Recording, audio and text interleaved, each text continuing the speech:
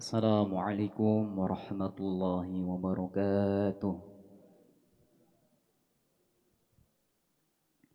Alhamdulillahi rabbil alamin. Alhamdulillah. Thumma alhamdulillah ala ni'amillah. Wassalatu wassalamu ala rasulillah. Sayyidina wa habibina wa syafi'ina wa dhuhrina wa qurrati a'yunina wa maulana Muhammad ibn Abdillah wa ala alihi wa ashabihi wa man walah. La hawla wa la quwwata illa billah. A'udzu billahi minasyaitonir rajim. Subhanaka la ilma lana illa ma 'allamtana innaka antal alimul hakim. Rabbi shrah li sadri wa yassir li amri wahlul 'uqdatam min lisani yafqahu qawli. Allahumma ya Allah, akrimna minka binuril fahmi wa akhrijna min dhuluma'il wahmi waftah lana ya Allah abwaab rahmatika wa anshur alaina hikmataka ya arhamar rahimin. Amin amin ya rabbal alamin. Amma ba'd. Yang pertama, marilah kita panjatkan puji syukur kehadirat Allah Subhanahu wa taala yang telah menimpahkan segala taufik, rahmat, rahman rahimnya kepada kita, hamba-hambanya, hamba yang banyak sekali dosanya, ya kan Pak, Bu ya. Kita itu adalah hamba yang banyak sekali dosanya. Makanya kita sebagai hamba yang banyak sekali dosanya, kita jangan sombong. Kita senantiasa bersyukur kehadirat nikmat-nikmatnya Allah kepada kita semuanya. Kita syukuri dengan bacaan tahmid bersama. Alhamdulillahi alamin. Yang kedua kalinya, salawat serta salam semoga tetap tercurahkan kepada junjungan kita Nabi Agung Muhammad sallallahu alaihi wasallam, Nabi yang kita harap-harapkan syafaatnya sejak detik ini sampai kelak di hari akhir, di hari pembangkitan, di hari penghisaban, di yaumul mahsyar, hingga hari yaumul qiyamah. Nah, untuk itu marilah kita ikrarkan sholawat kita bersama-sama dengan membaca sholawat bersama. Allahumma sholli ala Sayyidina Muhammad. Alhamdulillahirabbil alamin. Bismillahirrahmanirrahim. Jamaah hadirin yang dirahmati Allah Subhanahu wa taala, Bapak Ibu yang semoga diberikan kesehatan selalu. Amin ya rabbal alamin. Nah, pada sore hari ini izinkan saya Pak Bu, saya namanya Haris Jauhari. Saya berasal ya ibaratnya identitasnya itu saya mewakili dari Pondok Pesantren Wahid Hasyim Yogyakarta. Pada kesempatan hari ini saya dipercaya untuk menyampaikan atau melanjutkan kajian sore hari ini pada setiap sore di Masjid Suciati Saliman tentang hadis Arba'in Nawawi. Hadis Arba'in Nawawi ini dikarang oleh beliau Imam Nawawi. Namanya Imam Nawawi, tapi nama aslinya itu bukan Nawawi. Nawawi itu adalah asalnya adalah merupakan tempat kelahiran Imam Nawawi tersebut. Untuk nama aslinya beliau itu adalah namanya Abu Zakaria Yahya bin Syaraf An-Nawawi beliau. Nah, untuk itu, nah kan jadi ingat sebelumnya marilah kita itu dulu. Kita membaca suratul Fatihah, kita hadiahkan untuk junjungan kita Nabi Agung Muhammad SAW untuk Al-Fatihah. Artinya itu pembuka, pembuka ilmu, pembuka hati kita, kalbu kita yang keras. Semoga Allah berikan hati kita hati yang lembut. Dalam artian hati yang lembut itu kita bisa menerima ilmu oleh dari siapapun. Kita tidak memandang siapapun yang menyampaikan. Ibarat ya, nyuwun ngapunten Bapak Ibu. Ini ada cah cilik, saya ibaratnya cah cilik aja ya Pak. Ini saya masih kecil, baru orang kemarin tiba-tiba duduk di depan di sini kan, saya sebenarnya tidak enak. Tapi yang ingin saya sampaikan adalah tadi merupakan Al-Fatihah itu merupakan pembuka atau pembuka dari hati. Hati kita semoga tidak diberikan hati yang keras. Untuk itu semoga dengan bacaan Al-Fatihah kita mau menerima ilmu dari siapapun yang menyampaikan. Nah, kita hadiahkan juga Al-Fatihah itu untuk kedua orang tua kita, guru-guru kita, masyayikh kita, guru-guru kita, terutama kepada muallif kitab Al-Arba'in An-Nawawi. Beliau Abu Zakaria, Syekh Abu Zakaria bin Yahya bin Syaraf An-Nawawi Ad-Dimashqi. Wa ila hadratin Nabi Al-Fatihah.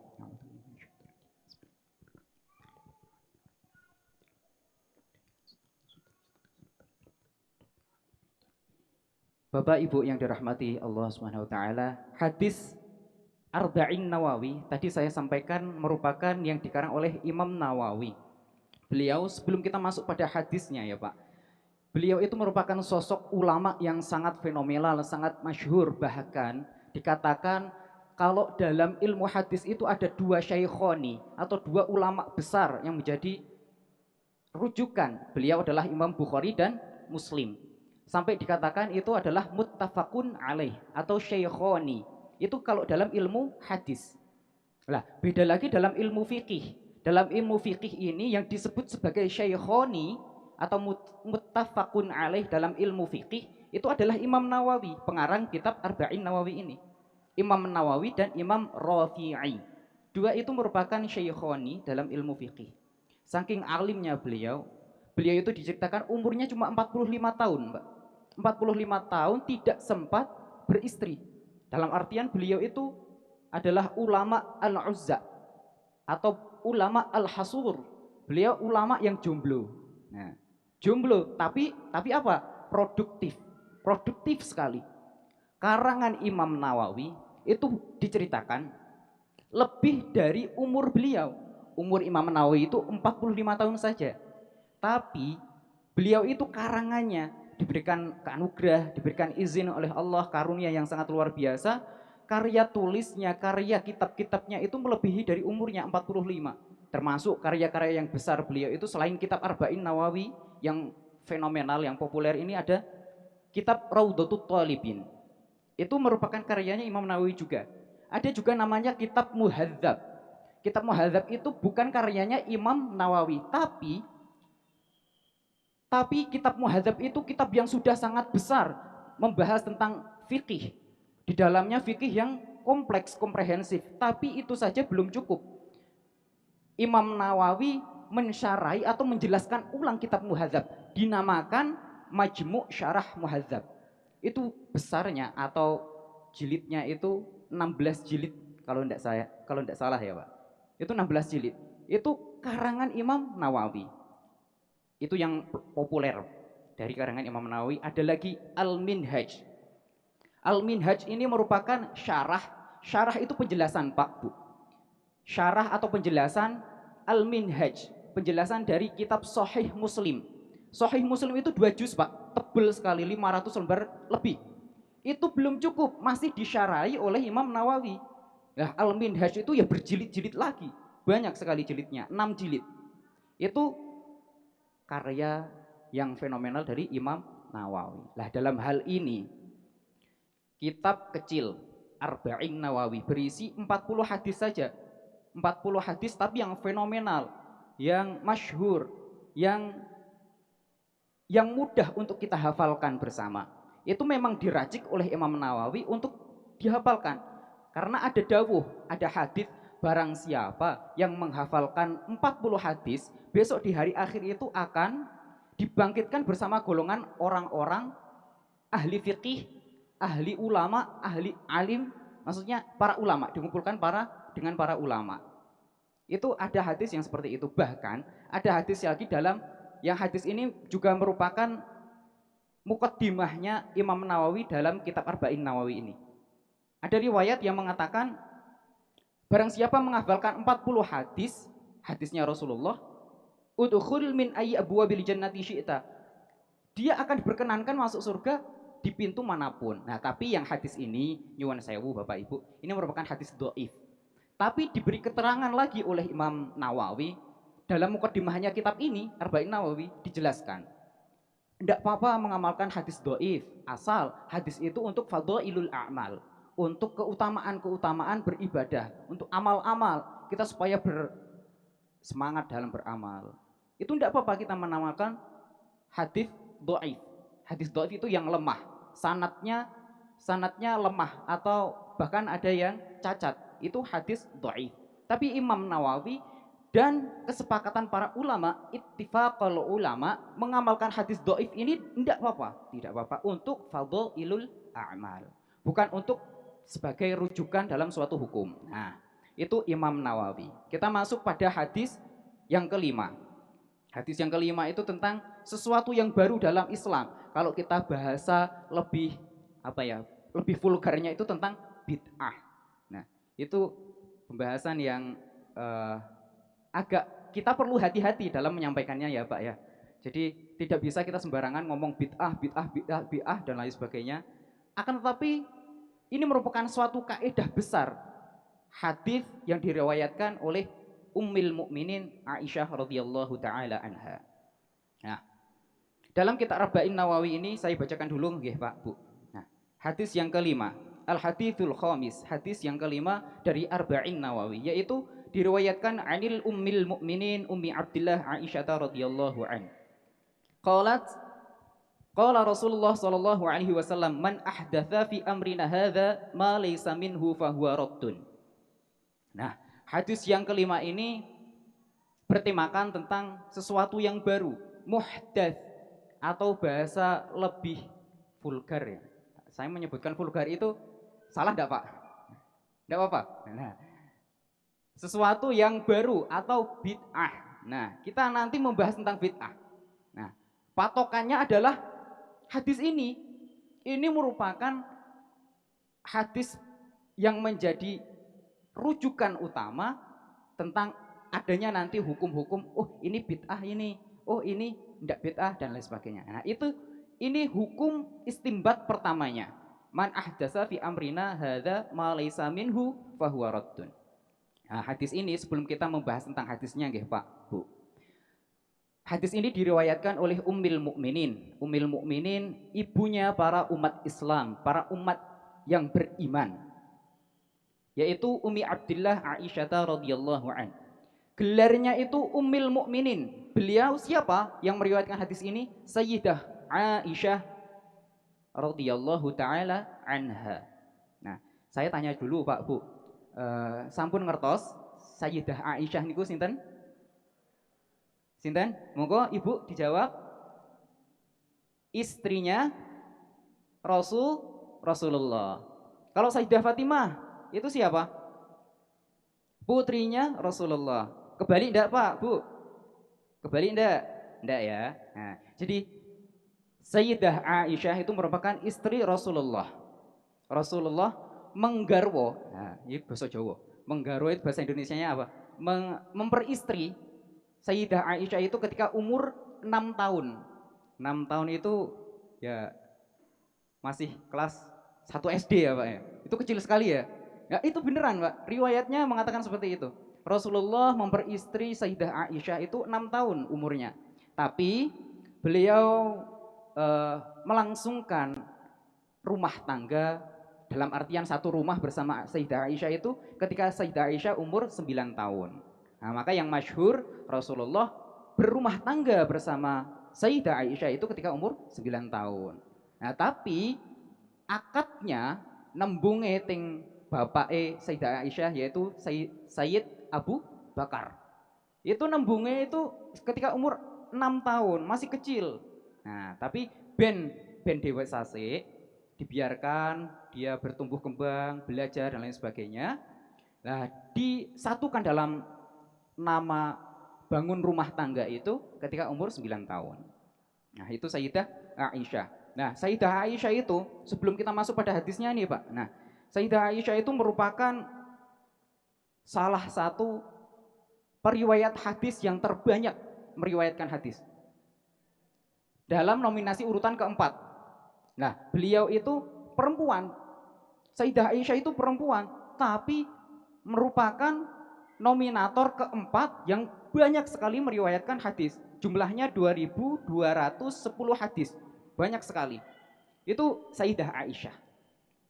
Nah, dari sini kita dapat mengambil pelajaran. Oh, ternyata emansipasi perempuan itu tidak hanya muncul pada zaman sekarang saja.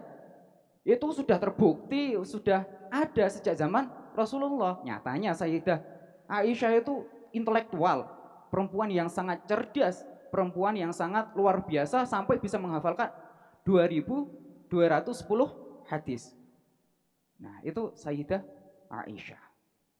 Nah, bahkan ada riwayat yang mengatakan saking pinternya, alimnya Sayyidah Aisyah itu, ada sahabat itu meriwayatkan apabila seluruh ilmunya wanita-wanita ketika ditimbang terus dibandingkan dengan ilmunya Sayyidah Aisyah itu lebih tinggi mana, lebih utama mana? Niscaya lebih utama ilmunya Sayyidah Aisyah. Nah, itu luar biasa. Najwa Shihab lewat. Itu kan kalau kita apa ya ngomong siapa sih sekarang wanita yang cerdas itu, nah, kita yang kebayang Najwa Shihab. Nah, itu lewat. Ya, itu lewat ya. Disandingkan dengan Sayyidah Aisyah. Nah, beliau meriwayatkan apa dalam hadis yang kelima ini? Nah, ini riwayatnya dari Sayyidah Aisyah. Man ahdatha fi amrina hadza ma laysa minhu fahuwa rad. Barang siapa mengada-ngada fi amrina dalam urusan kita, hadza ya ini yang dimaksud di sini adalah agama Islam. Barang siapa mengada-ada dalam urusan beragama Islam, malaisa minhu, yang sesuatu itu yang diada-ada itu tidak ada rujukan atau dasar hukumnya, minhu kembali kepada hadza agama Islam, maka apa dikatakan fahuwa raddun, itu tertolak. Sesuatu yang baru yang diada-ada itu tertolak. Nah, sekarang kita lanjutkan dulu. Rawahul Bukhari. Hadis ini diriwayatkan oleh Imam Bukhari wa Muslim. Nah, jadi tadi sudah saya sampaikan Rawahu Bukhari Muslim, maka di sini hadis ini disepakati oleh dua orang syaikhoni, yaitu Bukhari dan Muslim, maka dinamakan hadis muttafaq alaih. Nah, gitu. Wa fi riwayatin lil muslimin, dan diriwayatkan dari Imam Muslim, ada redaksi yang berbeda, tapi intinya sama. Man amila amalan, barang siapa membuat suatu amalan, laisa alaihi amruna, yang darinya tidak ada dasar dari hukum kita agama Islam, maka fahuwa raddun, ia tertolak. Dalam artian tertolak itu batal. Nah, batal. Nah, di sini hadis ini nanti kalau kita kaitkan, dan ini mesti kita kaitkan juga dengan hadis yang padanannya, yaitu ada hadis yang masyhur sekali. Yang ini ya sering dipakai atau didengar bahkan di kalangan umat Islam. Yaitu hadisnya itu bunyinya kulla bid'atin dhalalah wa kulla dhalalatin finnar. Setiap yang baru itu bid'ah, dan setiap bid'ah itu dhalalah, tersesat. Dan setiap yang tersesat itu finnar, dalam neraka. Nah, Bapak Ibu yang dirahmati Allah Subhanahu wa taala, lagi-lagi saya perlu menyampaikan, kita harus berhati-hati dalam memahami hadis ini. Karena kita tidak bisa menyebut atau menghukumi sesuatu itu dengan mudah. Misalkan ini bid'ah, yang itu bid'ah. Wah, enggak bisa, Pak. Itu kita menuduh sesuatu bid'ah itu adalah sesuatu yang sangat berat sekali. Bahkan ancamannya juga berat. Karena tadi ancamannya apa? Ketika kita melakukan bid'ah, kulla bid'atin dhalalah wa kulla dhalalatin finnar. Ancamannya adalah neraka. Jadi kita tidak bisa menuduh sesuatu itu dengan bid'ah karena implikasinya itu adalah neraka. Tidak bisa, Bapak Ibu ya. Nah, jadi gini. Misalkan bid'ah itu kita anggap sesuatu maksiat yang sangat berat. Ada padanan maksiat yang lainnya, seperti contoh mencuri. Mencuri itu juga berdosa. Tapi mencuri dosanya tidak lebih tinggi daripada menuduh bid'ah, Pak. Mencuri saja, mencuri itu kalau kita tidak menuduh mencuri, kalau kita tidak punya dasar bukti dan saksi, ini batal, Pak, tidak bisa. Nah, apalagi menuduh dengan bid'ah. Ini bid'ah. Nah, itu jangan ya. Lagi zina, menuduh seorang zina itu tidak akan dipercaya kecuali menghadirkan 4 saksi, dan juga tentunya dengan bukti-bukti juga. Itu zina, mencuri, dalam hal ini menuduh zina atau mencuri, itu saja stepnya atau langkahnya itu panjang, apalagi dengan menghukumi sesuatu itu bid'ah. Nah, nyuwun sewu. Nah, jadi yang dimaksud bid'ah itu apa sebenarnya? Nah, kalau dalam catatan saya itu adalah bid'ah. Itu bukan sekedar sesuatu yang dalam ajaran Nabi itu tidak dilakukan atau tidak ada dalam masa Nabi. Dengan kata lain, tidak ada dalam hadis atau sunnah. Nah, tidak seringkas itu. Akan tetapi yang dinamakan bid'ah itu adalah apa? Kalau saya mengambil perkataan dari Imam Ibnu Taimiyah, itu bid'ah itu adalah apa? Malam yadulla alaihi dalilun syar'iyyun, yaitu sesuatu hukum yang tidak berdalil, yang tidak bisa disambungkan dengan dalil-dalil syar'i. Nah, kita harus memahami dulu sesuatu itu dan apa itu dalil-dalil syar'i. Kita harus pahami dalil syar'i itu ada berapa, Pak, Bu? Ada yang ittifaqul ulama, yang ulama itu sepakat 4 madhab, bahkan ulama-ulama di luar 4 madhab itu juga sepakat. Ada berapa? Ada 4. Ada 4 yang diittifaq, ada yang disepakati. Al-Quran, Al-Hadith, Ijma' dan Qiyas. Itu 4 yang seluruh ulama itu sepakat, termasuk ulama-ulama madhab yang 4 itu sepakat itu. Nah, jadi dalilun syar'i dalam hal ini adalah 4 minimal. Lah kalau ditarik lagi nanti, padahal sebenarnya dalil itu ada banyak sekali juga. Ada selain ijma' qiyas, ada lagi dalil uruf atau adat istiadat. Karena adat istiadat itu juga mahkumah, bisa dijadikan hukum. Al-adah mahkumatun. Ada asal yang mengatakan, kaidah yang mengatakan seperti itu. Terus ada lagi selain uruf atau adat, itu ada maslahat atau sesuatu yang kita bisa ambil kemanfaatannya. Itu juga bisa dianggap menjadi dalil. Terus ada lagi amalu ahli Madinah dan lain sebagainya. Nah, itu jadi kita harus mencocokkan dulu sesuatu yang mau kita tuduh hukumi bid'ah, apakah sudah cocok dengan definisi yang telah disampaikan tadi. Apa definisinya? Ma lam yadulla alaihi dalilun syar'i. Jadi bid'ah itu adalah sesuatu yang tidak bisa dihubungkan dengan dalil-dalil syar'i yang tadi sudah kita jelaskan 4 tadi. Minimal 4 tadi. Al-Quran, hadis, ijma' dan qiyas. Kalau bisa dihubungkan dengan itu, maka itu bukan bid'ah. Nah, banyak sekali tradisi-tradisi yang sudah dilakukan para masyayikh kita, para kiai kita. Itu bid'ah enggak? Insya Allah mereka punya dasar. Kita semuanya punya dasar. Dan itu ada dalil yang mengaturnya. Nah,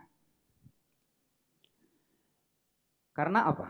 Jadi Bapak Ibu yang dirahmati Allah Subhanahu wa taala, kalau kita hanya sekedar memahami definisi bid'ah itu adalah sesuatu yang tidak ada di zaman Nabi, nah, kita akan kerepotan ya tentunya ya Bapak Ibu ya. Nah, jadi ya kita akan kesulitan bahkan sekarang dalam beribadah misalnya. Kalau sesuatu itu banyak sekali yang bid'ah, misalkan ya masjid ada karpetnya baru, terus ada masjid punya ambulans. Nah, itu gimana? Itu sesuatu yang baru dalam zaman Nabi tidak ada. Terus mic ini juga baru, HP, handphone juga baru, banyak sekali yang baru. Lah ini kita akan kesulitan kalau banyak sekali kita hukumi dengan bid'ah. Nah, jadi ada garis-garis besar yang perlu kita pahami dalam mengkonsep hadis ini. Jadi tadi disebutkan man ahdatsa fi amrina hadza ma laysa minhu fahuwa rad. Nah, jadi yang perlu digarisbawahi adalah kalimat ahdatsa. Ahdatsa ini merupakan artinya sesuatu yang baru. Nah, kita pegang dulu, sesuatu yang baru. Terus apalagi yang perlu kita garisbawahi? Fi amrina hadza, dalam urusan kita. Urusan kita itu adalah agama. Jadi 2, minimal 2 ini, sesuatu yang baru. Yang kedua adalah dalam urusan agama, dalam beribadah tentunya, hukum-hukum syariat. Nah, ini yang termasuk bid'ah dalam definisi bid'ah nanti. Nah, yang pertama sesuatu yang baru, kita cocokkan dulu sesuatu yang baru. Misalkan sesuatu baru itu berhubungan dengan agama, dengan ibadah tidak. Kalau tidak ya berarti itu bukan bid'ah, Pak. Nah, contoh misalkan